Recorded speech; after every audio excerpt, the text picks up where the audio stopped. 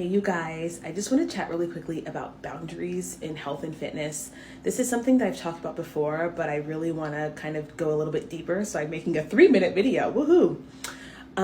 One thing that comes up a lot for my clients is that they go to their friends' houses, they go to their parents' houses, they go to their siblings' houses, and people are commenting on what they're doing and giving an opinion on what they're doing. And, they come back to me and they go, oh, it's so exhausting. And why are they doing this?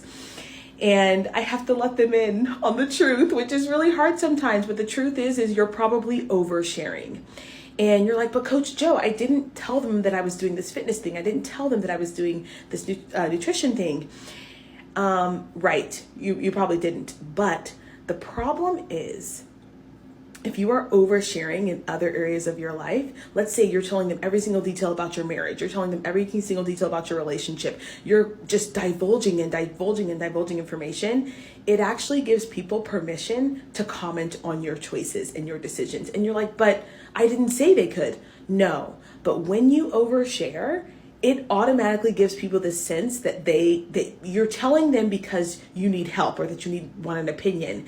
And so one thing that I've had to learn, which was really, really hard because I grew up as an oversharer. Like I told people everything in this desperate need to connect with them because I wanted to feel loved and I wanted to feel like we were vibing. And so I was just spitting out information after information after information with no filter, not realizing that when I do that, I come across also, number one, is not having any boundaries, which means people are like, oh, she has no boundaries. I can say whatever I want to her.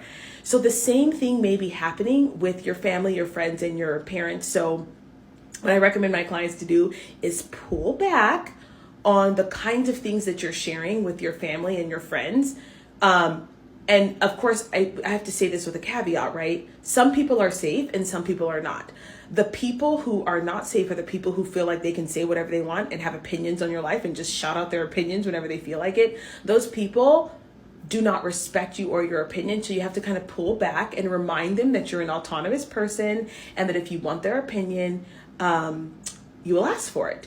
And so that's one really good way to handle that situation is to actually reset your boundaries with these people.